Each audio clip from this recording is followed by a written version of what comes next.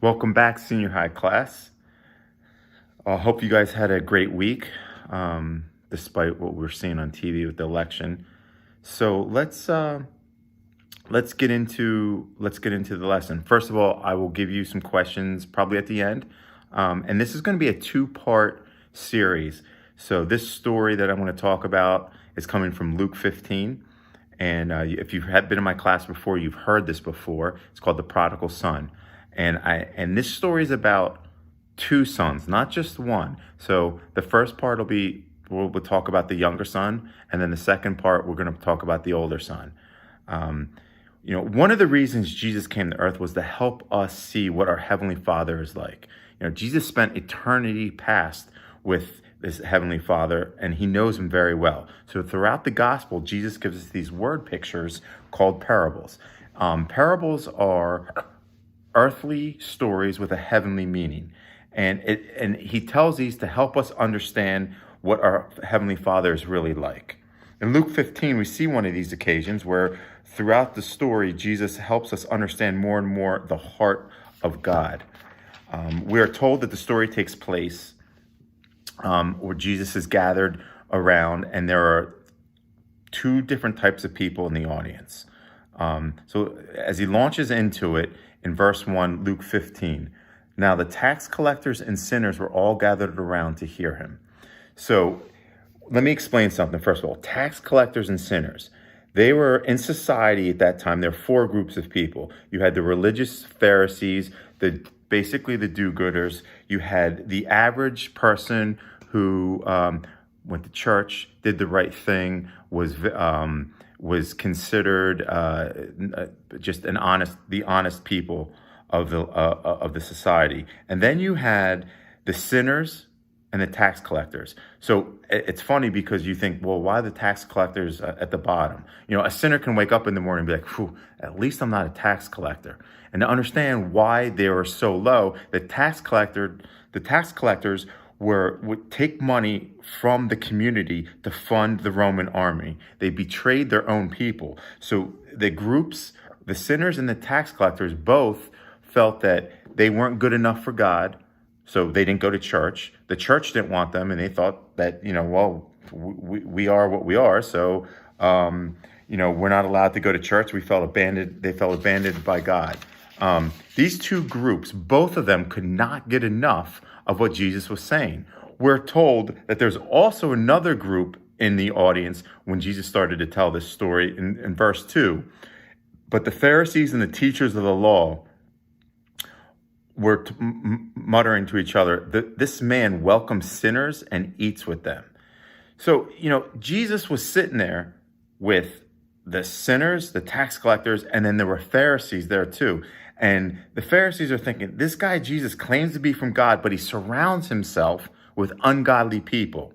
So Jesus responds to his audience there by sharing three stories and reflecting that you guys don't really know what God is like. So he tells three stories of lost things. One was a lost sheep. Two, there's a lost coin. And the third story is about two lost sons. And he tells this story to help them understand what the heart of God is really like. The story begins with two lost sons and a father. Jesus continues in verse 11 and 12. There was a man who had two sons. The younger one said to his father, "Father, give me my share of the estate." So he divided the property between them. So here's how this would go. So the younger son doesn't want to be around anymore and says, "Dad, when you die, I get half of your estate. So can I have it now?" Basically, imagine going to your father and asking him for half of what he owns so you could take it and leave. So the father agrees, gives him the money, and in verse 13, not long after that, the younger son got together all he had and went off to a distant country and then squandered his wealth in wild living.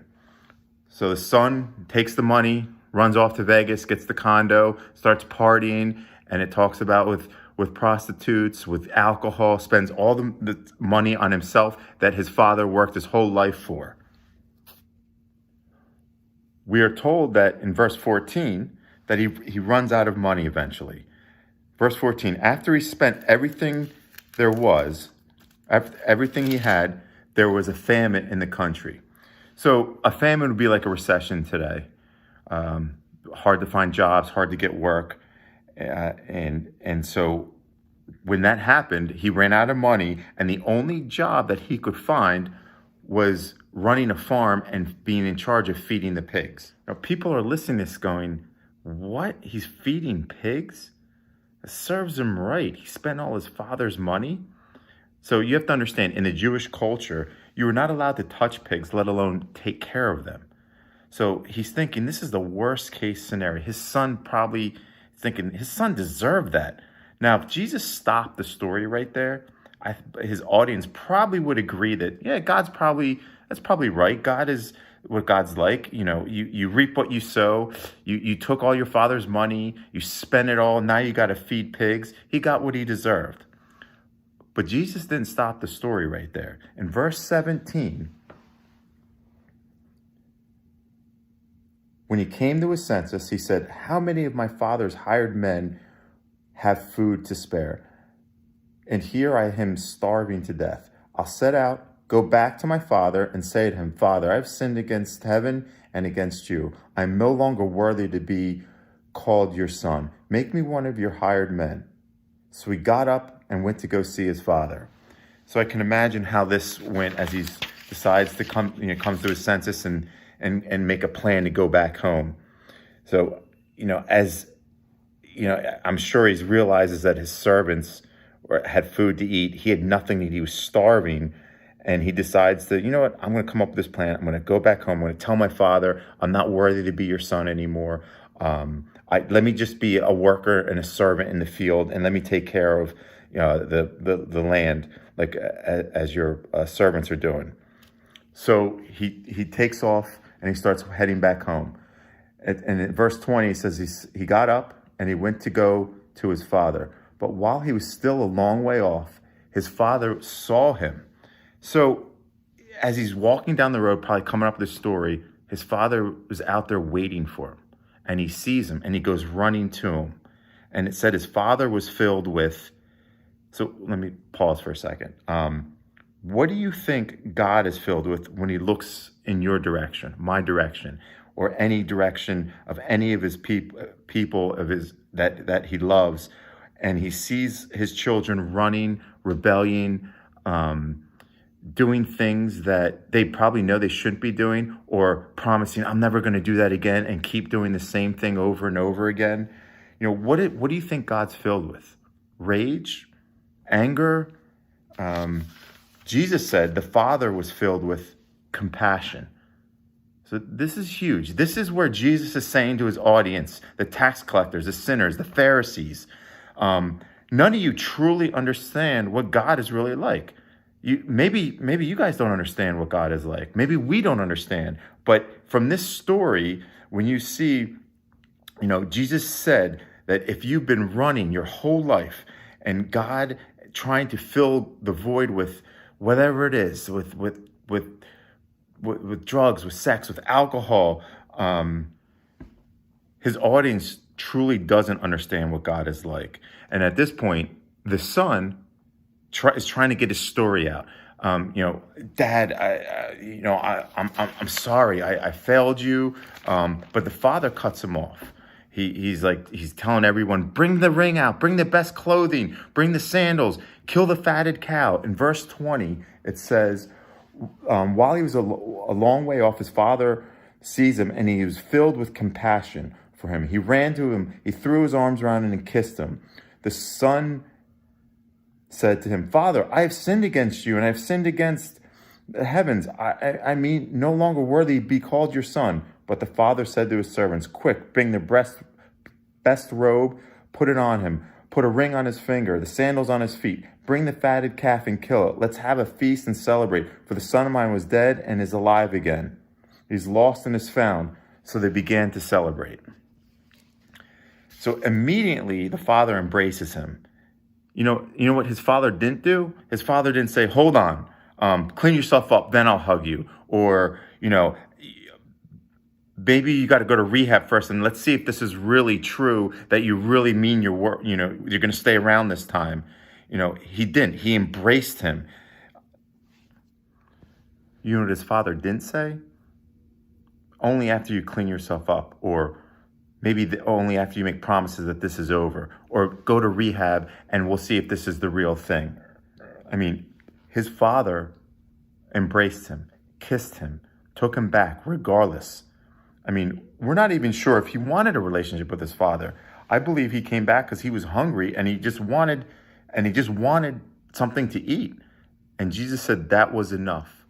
Our Heavenly Father wants more than anything to have a relationship with us rather than religious actions. So immediately, he's a son again. Bring the robe, the ring, sandals. Those are all things you don't give to your servants. You give to your son, your kids. Jesus said that this is what God is really like. Your Heavenly Father cares more about relational proximity and closeness with you rather than religious actions. He wants a relationship with you rather than you being proper or make sure you go to church every Sunday. The priority that God has for everyone is that he wants a relationship with him first and foremost. Years ago when our kids were young, we went to a flea market and it was packed with people. It was a huge place. And I said to my son, just stay by the stroller, hold on to it, everybody stay close.